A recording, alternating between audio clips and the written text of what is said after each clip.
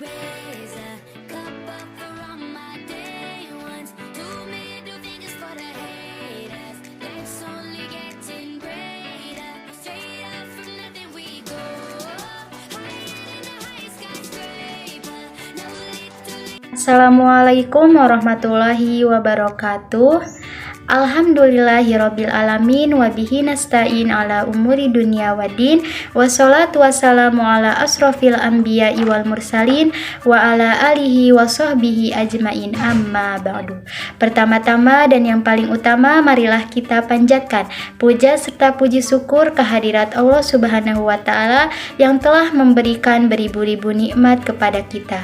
Sholawat berserta salam semoga tetap tercurahkan kepada junjungan baginda kita, yakni Nabi besar Muhammad Sallallahu Alaihi Wasallam. Baik, perkenalkan, nama saya Sela Nurani dengan NIM 2314284 dengan jurusan Perbankan Syariah kelas PBS 3C. Di sini saya sebagai moderator dari kelompok 7 dengan mata kuliah Statistika Deskriptif dengan dosen pengampu Ibu Irmatul Hasanah MSI dengan judul Draw a Frequency Polygon. Baik, sebelum memulai materi, alangkah baiknya kita membaca basmalah. Bismillahirrahmanirrahim. Untuk selanjutnya yaitu penyampaian materi. Materi yang pertama akan disampaikan oleh saudara Azumar Hafid Muhammad. Kepadanya waktu dan tempat dipersilahkan. Assalamualaikum warahmatullahi wabarakatuh. Perkenalkan, nama saya Azumar Hafiz Muhammad, NIM 231420115 dari kelas PBSC semester 3. Di sini saya akan memberikan pengertian tentang polygon frekuensi. Polygon frekuensi menunjukkan distribusi keseluruhan dari kumpulan data. Polygon ini terdiri dari segmen garis yang menghubungi titik-titik yang dibentuk oleh potongan-potongan titik tengah dan frekuensi kelas. Polygon frekuensi juga mirip dengan histogram. Baik histogram dan polygon frekuensi memungkinkan kita untuk mendapatkan gambaran cepat tentang karakteristik utama data tinggi, rendah, titik konvergensi, dan lain-lain. Cukup sekian yang bisa saya sampaikan. Wabillahi taufiq walhidayah. Assalamualaikum warahmatullahi wabarakatuh. Baik, materi yang kedua akan disampaikan oleh Siti Maryam. Kepadanya waktu dan tempat dipersilahkan. Baik, langsung saja.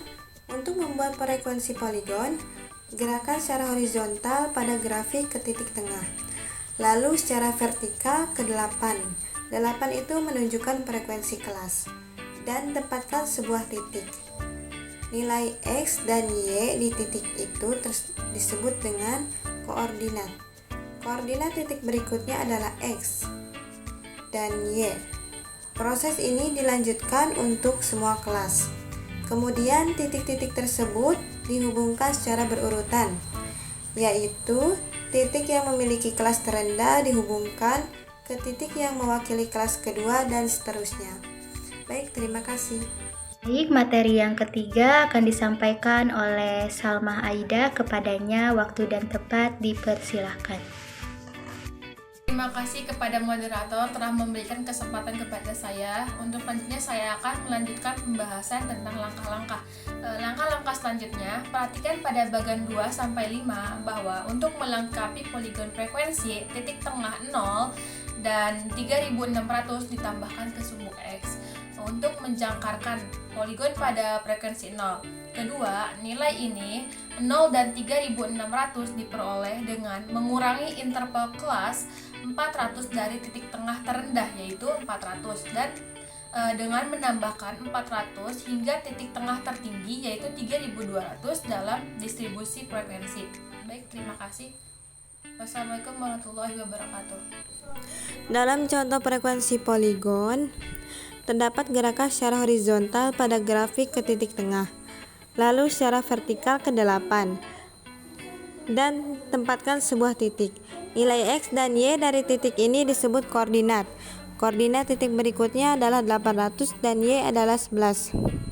Proses ini dilanjutkan untuk semua kelas.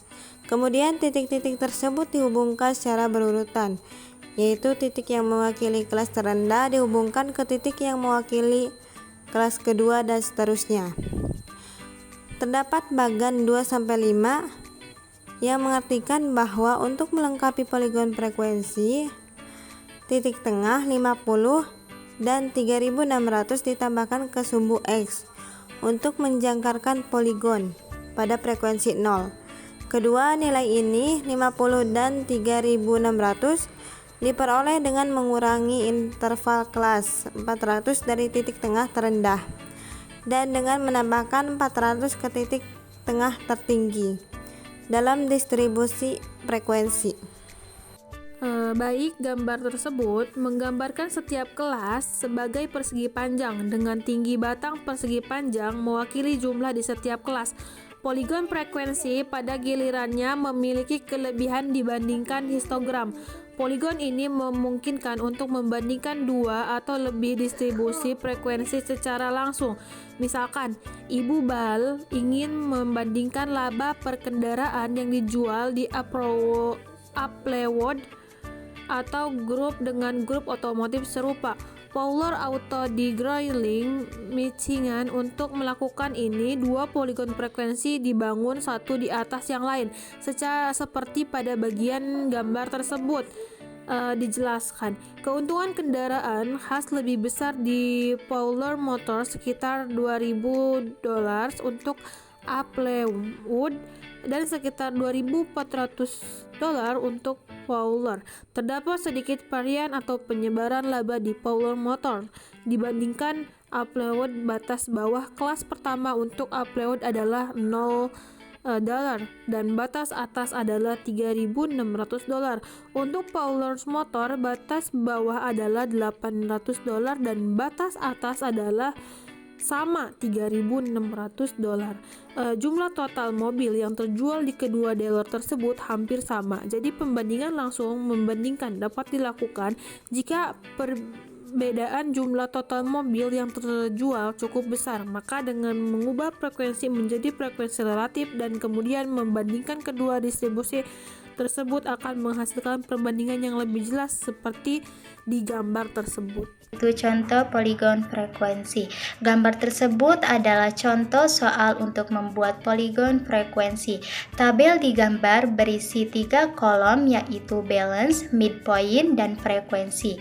Berikut penjelasannya. Yang pertama yaitu balance, merupakan rentang atau interval data, misalnya 32 up to 532, menunjukkan bahwa data berada di antara nilai 32 hingga 532. Yang kedua yaitu midpoint.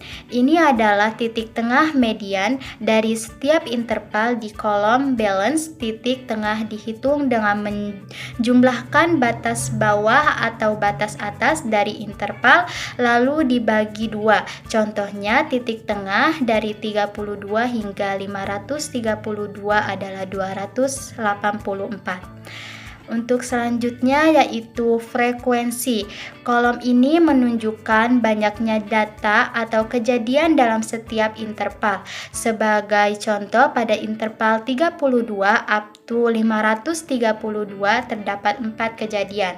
Tabel ini merupakan dasar untuk membuat poligon frekuensi, di mana nilai midpoint akan dipakai sebagai sumbu X dan frekuensi sebagai sumbu Y untuk menggambarkan distribusi data.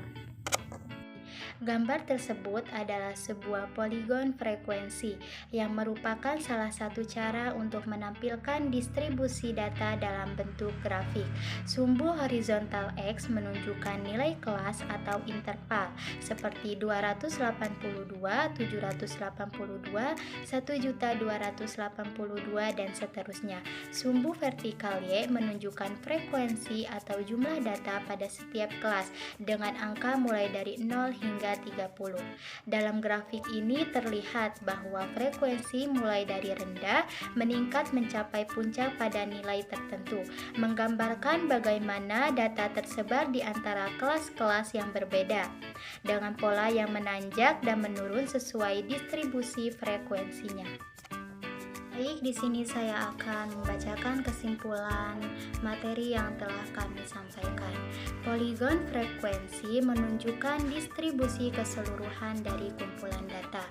Poligon frekuensi juga mirip dengan histogram. Baik, histogram dari poligon frekuensi memungkinkan kita untuk mendapatkan gambaran cepat tentang karakteristik utama, data tinggi rendah, titik konsentrasi, dan lain-lain. Baik, mungkin cukup sekian dari kelompok kita. Kekurangannya mohon dimaafkan. Wassalamualaikum warahmatullahi wabarakatuh.